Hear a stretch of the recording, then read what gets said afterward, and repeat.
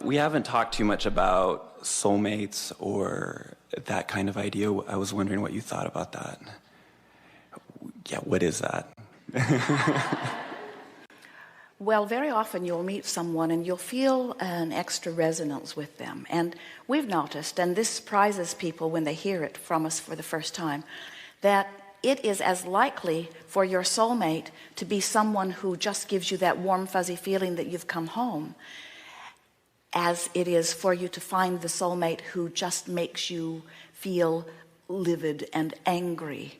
Because sometimes your soulmate is already in that place of alignment and sometimes not, or sometimes your soulmate is in alignment and you are not. So depending upon where you are along this emotional scale makes them feel the way they feel to you. And the reason we want you to hear that is that when you really want something, when you're not a vibrational match to it, it feels worse. In other words, a car that's going 100 miles an hour and hits a tree is a bigger problem than a car that goes 5 miles an hour and hits a tree. So your soulmate could feel fabulously to you or awful to you, depending upon where either one of you are in relationship to who you really are. Does that make sense to you? Now, it's interesting that you're new, because we're not going to give you the answer that we might have given you if you were here last year or the year before or the year before. We're going to give you the answer that is appropriate given this leading edge discussion that we're having here in relationship to this stream. So you're really going to like this. So you come forth as source energy and you bang around in this body and you have experiences which cause you to put things in your vibrational escrow. So without even knowing it, when you are very young, even the first day of your experience, you begin having interpersonal relationships and throwing your preferences over there into vibrational escrow. So for example, with Jerry and Esther, they came together late in their lives, so to speak. They've been together since 1976 is when they met, but both of them had lived a lot of life before that.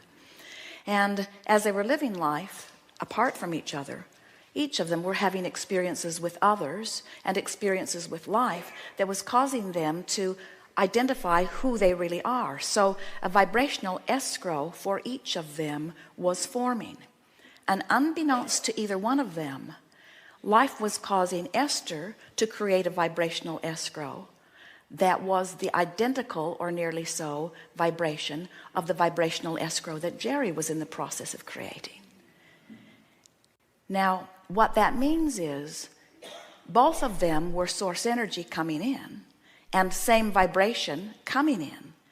And as they each individually lived life and had exposure to experiences that took them away from who they really are, their desire to be who they really are kept getting thrown over there into their vibrational escrow. You getting a picture of this?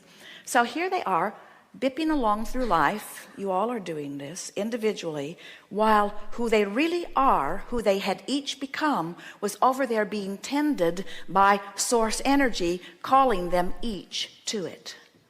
And as through different chains of events, each of them began to individually listen and follow their bliss, they ended up in the same place. And when they saw each other, they said, "Hello, do I know you? You feel very familiar. I never want to be away from you again." You see? So think about what a soulmate really is. It's you coming into alignment with that which you are calling soul. It's you coming into alignment with who you really are. And in the religious sense, it is certainly spiritual, soulmate. But in the secular sense, in terms of relationships, isn't it logical that the person, the lover that you are seeing as your soulmate, is someone who must be vibrationally compatible with that which is the heart of you, with that which you have become? So we want you to understand the only thing that is necessary for any of you to find your soulmate is for you to first mate with your own soul. In other words, you've got to close that gap.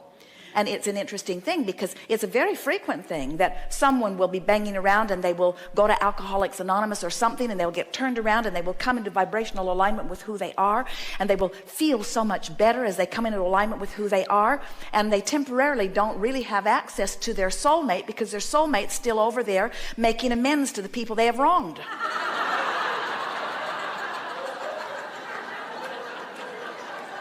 In other words, you can't come into vibrational alignment with someone who's on a different vibrational frequency. And that's why we say sometimes your soulmates feel like the best thing that's ever happened to you, and sometimes they feel like the worst thing that's ever happened to you, depending upon where either one of you are in relationship to who you really are.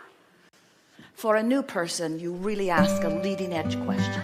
Thank you.